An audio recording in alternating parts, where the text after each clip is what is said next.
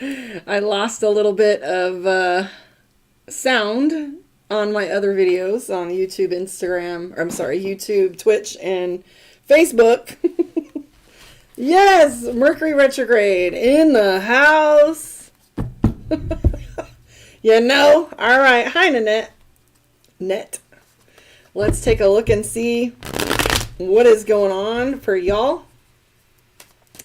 I should probably just do one big reading with everybody's sign and knock it out in an hour and a half. But this way you guys can I don't like to have to filter through somebody's video to find my shit. So like zooming to 2 minutes 93 seconds, 2 minutes 33 seconds or something.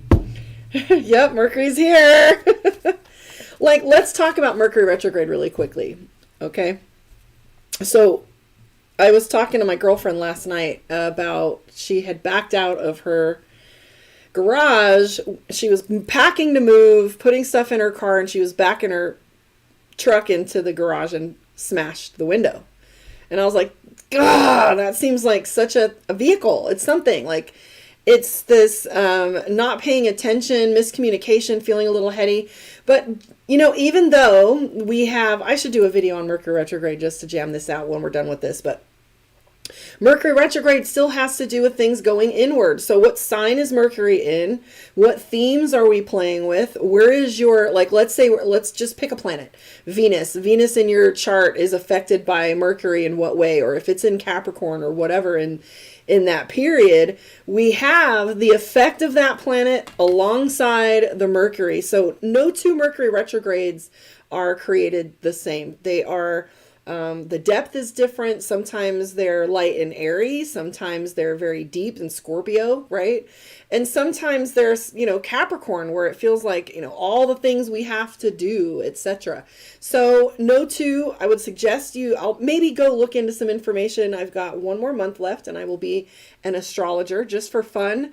Did you know that astrologers in ancient Hellenistic days in Egypt and Mesopotamia, they were called astral omen diviners? Isn't that delightful? Like, I want to call myself an astral omen diviner, not an astrologer.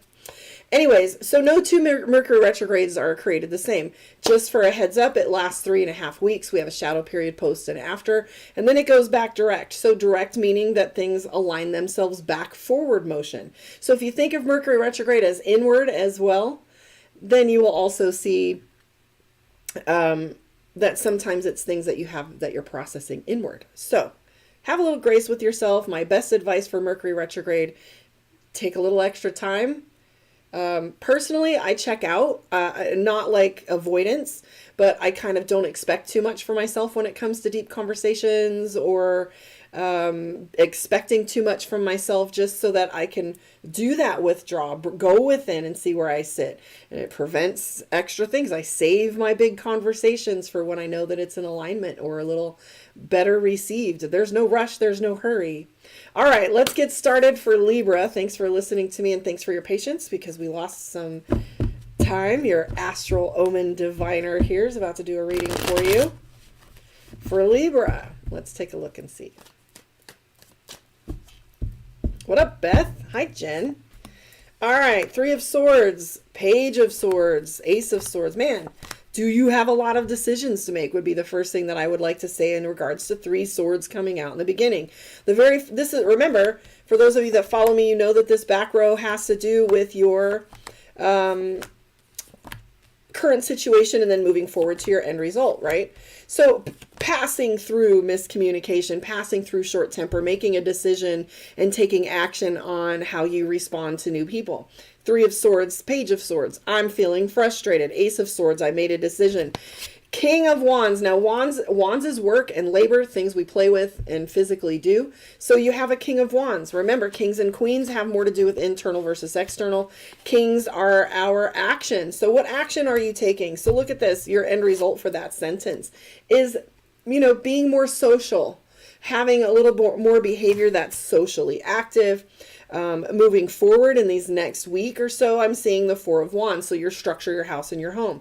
We have the Hierophant in play, Ace of Cups, and the Queen of Cups. So there's this dichotomy here that's going on with a little bit of decision making, a little bit of communication and frustration, but then we move into a more emotional standpoint when we go into the Queen of Cups. Internally, we're taking care of ourselves. We have the Ace of Cups for a pivot point and the Ace of Swords. So based on the decision that you've made, you have, you know what, let me just say, you also have the Queen or the Ace of Pentacles. So you've got 3 aces in your reading. Aces are like a minor major card, if that makes sense. The major cards are big players. The minor suit has more to do with the day-to-day, but those aces are our trump cards. So you've got 3 trump cards in here, in addition to a bunch of conflicting major cards. So the initial card that you have is the 3 of Swords, right? The end result card is the Judgment card. So there's some pressure and tension that's been going on with some of these decisions that you have yet or had made. Emotions are heightened here. We've got the Queen of Cups, King of Cups, right? No, we have the Queen of Cups and the Page of Cups. It was the King of Wands that I saw. So intermix with all of these decisions and communication that you have a little bit of doing the right thing. You have decisions like maybe you made some New Year's resolutions where you really want to take some strong strides and steps, but you're building on your foundation here with this Four of Wands, the Hierophant, for doing the right thing. In ancient times, the Hierophant was a pastor, priest, shaman, or leader in the spiritual community, and they would guide you on what decisions to make based on, you know, their knowledge, etc. But if you notice on the Hierophant, there is a puppet, right? So in coaching, we learned that we have subconscious programs that are run in our head. Like some people have a strong moral code on how people dress. If you're dressing a little too revealing, people have a judgment on that. And sometimes this is so automatic and internal, we don't really recognize that it's running. And so this card also references to the programs that run us, but it's also aligned with our spiritual and moral code. So you're sitting here trying to do the right thing moving forward. We have the Devil card too, along with the Judgment and the Emperor. So the Devil is Capricorn, right? I mean, in general, I try not to pigeonhole the cards too much by saying this means only this. But if we remember astrologically, these have correlations. The Devil is also responsible for the things that we are responsible to do. Our duty, our alignment, our tasks, our the things that we feel obligated to, restriction, practicality, right? Now, this can sometimes feel like a burden because we're thinking to ourselves, I have to do the thing. And then we have the Judgment card for tension. So there's a little bit of tension, but let's not focus on these big emotional feelings and focus on the positivity that's going on here. I mean, you may have some crossing thoughts about like, I have to, what's the right thing right here? And tension, because now we're looking at these deadlines. Woo, I got to do my taxes, right? So we have in the center, I want to separate these for a second because we're a blend of things, right? And sometimes we focus too heavily on the heavy stuff. But you have the Emperor for leadership, King of Wands for action. We have celebration with the Six of Cups. We have strong social environment, Queen of Cups for emotions. Now I want to show you these aces. Pivot point for your money, pivot point for your emotions, pivot point for your decision making. And let's not forget that you have a very strong foundation. What I would like to suggest is, through how I'm looking at this general spread for you, Libra, is that you might have just been impulsive with some choices that you'd made or decisions that had gone on, and you're just looking at the fallout, made some strong decisions. Listen, we don't learn as much from success as we do from failure. When we fail, man, the lesson really digs deep and it pinches, right? And so it inspires us to do better. I'm never doing that again, right? So I kind of feel like lessons have been learned here. And I kind of feel like there's a lot of positivity that's coming out of these emotions and feelings. I'd like to move in, speaking of feelings, into Libra's emotional state and setting. Our moon, our sun sign, is the plot, right? And the moon is our setting and our moods and emotions and how we think. So let's take a look at our moon reading for Libra. If you're not a Libra moon, this still applies. So Knight of Wands, Ace of Wands, there's that Ace of Wands, Seven of Pentacles. It's high time. You have the World card for attention coming your way. Queen of Pentacles for money. We also see the Page of Swords and the Knight of Pentacles, Two of Cups, King of Cups, Six of Cups. Aha! Okay. So overall, what I am seeing is recommitment. At the end result card, we have the Four of Wands, which is our card for commitment. It's usually marriage or things we promise. I wear a ring. That's my mother's diamond. I found it after my house got broken into and I thought it was gone. And moving quite a while later, I found it behind my dresser. Sometimes people will ask me when I'm getting married, but it really is about my commitment. Every time I put it on, because I didn't want to lose it again. And I thought, well, what does a ring like that mean? My commitment. So every time I put these on, it's commitment. And my voice and my commitment. Where do I stand with those actions when I put them on? Right? So I get to enjoy this in a different way. So Four of Wands has also to do with our commitments, our structure, our celebration, or even ritual. Because ritual is the marriage contract. So what contracts are you honoring and are you afraid?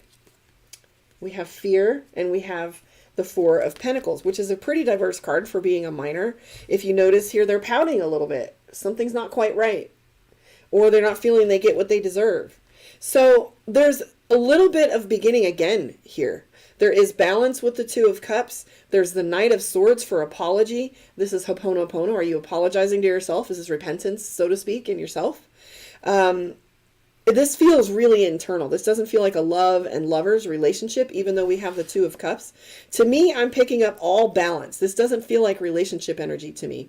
We have a card here, which is the Seven of Pentacles. It talks about harvest. So how long have you waited for these things to come forward? We're seeing Six of Cups as well, which is nostalgia. You kind of want things to go back to the way they were. Listen, don't beat yourself up about impulses, because we all have impulses, and you have a little bit of kicking yourself over, you know, being back and forth with yourself. Don't pout. Shift that energy a little bit. You know, I see the Five of Swords, a little bit of conflict where you feel like you want to kind of dig into some things, but it's not a good time to do that. We talked about Mercury retrograde. Look at that pout. So if you're feeling this heavy, just remember, do something that you love. I like to turn on music and get to boogieing because physiology, right? So find some way to shift that physiology. I do feel as if things are coming up from the past for you lately. And I wouldn't say that they're too heavy, but look here, King of Cups, that emotional intelligence. We've got the Six of Cups here for wanting things to go back, a little nostalgia. And then we have the Seven of Cups, not quite anxiety, but too many things going on at once. This one right here would be anxiety. Just things not feeling so clear, I would say, is the best way to look at this. Just a little bit of confusion and a little bit of frustration. But I'm going to tell you that you have the Seven of Pentacles, which references the season is turning and the harvest is there. So that means that you're going to be able to collect some of the rewards from the things that you've been building. It just feels like it's been going on for a while. I'm going to pull a card from Divination of the Ancients for your focus for this week. And let's see what you get. Ah! This is lovely. Okay, so it says smoke, right? In ancient days, they would burn a fire and put herbs. Sometimes those of us that do ceremonial fire will put sweet smelling things in there so that this sweet smoke can reach heaven, right? But this smoke card references prayer. Ah, did you think to pray? We have angels and guides and supporters around us spiritually that all we need to do is ask. And we forget that they're there. Why am I, bothering an angel? Who am I that they would bother with me? But do it, pray, ask. Did you think to ask? All right, I want to thank you. Hopefully that was clear. I kind of feel like it was all over the place, but I kind of also pick up that's where your head is at. So take another step forward. It feels like all of this is going to break. You've got that card for harvest. So it's here. It's right in front of you. It's just time to unpack it. I want to thank you for hanging out with me. I will catch you on the flip side. I will be right back with... That's right, Scorpio. And thank you again.